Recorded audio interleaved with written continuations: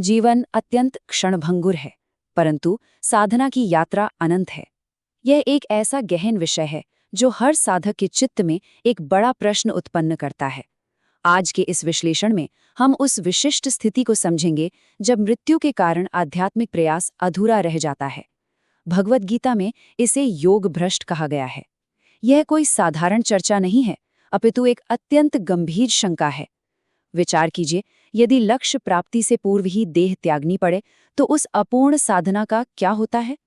आइए इस रहस्यमयी शाश्वत यात्रा के मर्म को समझें। अब अर्जुन की इस सनातन शंका पर ध्यान देते हैं। ये शंका वास्तव में मानवीय संशयों का अत्यंत सटीक चित्रण है। क्या वह छिन्न भिन्न बादल की भांति नष्ट तो नहीं हो जाता? यह दृष्टांत कितना हृदयस्पर्शी और वास्तविक है। यदि कोई साधक संसार का मोह तो त्याग दे, परंतु परब्रह्म को पूर्ण रूप से प्राप्त न कर सके, तो क्या उसका अस्तित्व आकाश में बिखरे हुए एक बादल के समान विलीन हो जाएगा? यह अपनी आध्यात्मिक पहचान खो देने का सबसे भयानक भय है जो किसी के भी मन में आ सकता है। इस व्याकुलता का समाधान करते हुए भगवान श्री कृष्ण अत्यंत सूक्ष्म और करुणापूर्ण उत्तर देते हैं। यहाँ दुर्गति शब्द को उचित परिप्रेक्ष्य में समझना अत्यंत आवश्यक है। दुर्गति का अर्थ कोई दंडनीय नरक या भयंकर यातना कदापि नहीं है।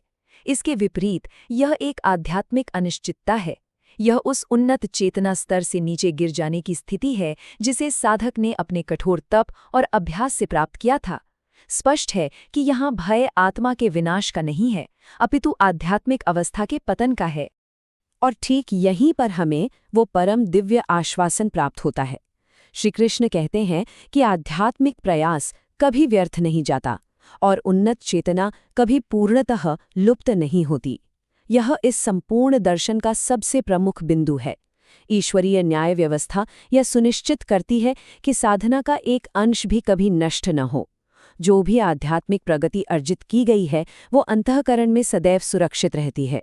यह महान विचार साधक के भीतर असीम धैर्य और शांति की स्थापना करता है। तो इस ब्रह्मांडीय प्रक्रिया के अगले चरण की ओर बढ़ते हैं। यदि साधना अधूरी रह जाए तो पुनर्जन्म का विज्ञान किस प्रकार कार्य करता है। योग भ्रष्ट साधक के समक्ष दो भिन्न मार्ग प्रस्तुत होते हैं। एक ओर है श्री संपन्न परिवार और दूसरी ओर है योगियों का कुल। यह मार्ग विभाजन पूर्णतया साधक के वैराग्य की तीव्रता पर निर्भर करता है। यदि वैराग्य अपूर्ण है तो आत्मा श्री संपन्न परिवार की ओर गति करती है, परंतु यदि वैराग्य अत्यंत तीव्र है तो सीधे योगियों के पावन कुल में जन्म होता है। यहाँ श्री शब्द का स्पष्टीकरण अत्यंत महत्वपूर्ण है, क्योंकि यह एक बड़ी भ्रांति का निवारण करता है। गीता के इस संदर्भ में श्री संपन्न होने का अर्थ मात्र सांसारिक भोग विलास नहीं है। इसका वास्तविक अर्थ एक ऐसा सुरक्षित और स्थिर परिवेश है जहां जीवन यापन के कठोर संघर्षों के कारण साधना में कोई बाधा उत्पन्न न हो। मूलभूत चिंताओं से मुक्त होकर साधक अपनी आध्यात्मिक यात्रा को निर्बाध रूप से पुनः आरंभ कर सके, यह प्रकृति द्वारा प्रदान किया गया एक अभेद्य सुरक्षा कवच है। अब हम आत्मा की इस यात्रा को क्रमबद्ध रूप में समझ सकते हैं कि कैसे एक जन्म से दूसरे जन्म की श्रृंखला जुड़ती है। प्रथम चरण स्पष्ट है, अपूर्ण साधना। इसके पश्चात द्वितीय चरण में साधक उत्तम लोकों में विश्राम और शांति प्राप्त करता है। फिर आता है तृतीय चरण, जहां पृथ्वी पर एक अनुकूल परिवार में उसका पुनर्जन्म होता है। और अंततः चतुर्थ और सबसे महत्वपूर्ण चरण है संस्कारों की जागृति। आत्मा ठीक उसी चेतना बिंदु से अपनी यात्रा पुनः आरंभ करती है जहां उसने पूर्व जन्म में विराम लिया था। ये तथ्य अत्यंत विस्मयकारी है कि कैसे एक बालक जन्म से ही विशिष्ट आध्यात्मिक प्रवृत्तियां प्रदर्शित करने लगता है। ऐसा इसलिए होता है क्योंकि पूर्व जन्म के संस्कार सूक्ष्म रूप से अंतःकरण में सदैव सुरक्षित रहते हैं। यद्यपि पिछले जीवन की भौतिक स्मृतियां पूर्णतः विलीन हो जाती हैं, परंतु वे सूक्ष्म संस्कार एक बीज के रूप में विद्यमान रहते हैं।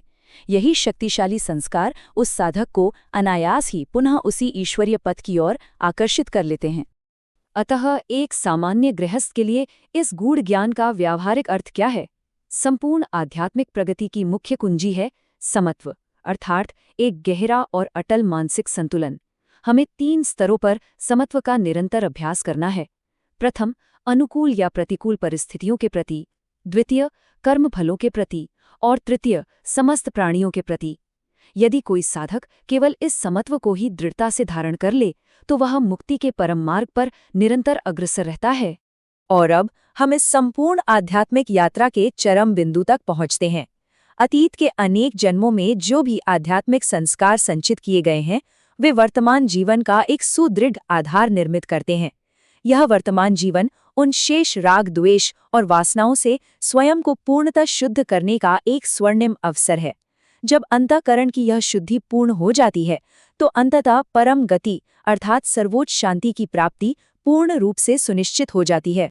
इस गहन विश्लेषण के निष्कर्ष पर एक अत्यंत विचारणीय प्रश्न हमारे समक्ष प्रस्तुत होता है। यदि हमारी आज की चेतना हमारे कल का निर्माण करती है तो ठीक इसी क्षण हमारा मन किस दिशा में अग्रसर है? साधना कोई यांत्रिक कर्मकांड नहीं है, अपितु यह चेतना की एक शाश्वत यात्रा है। जो विचार और संस्कार हम आज संचित कर रहे हैं वे ही हमारी भविष्य की गति निर्धारित करेंगे। इसी चिंतनशील बिंदु के साथ हम आज के इस विश्लेषण को यहीं विराम देते हैं।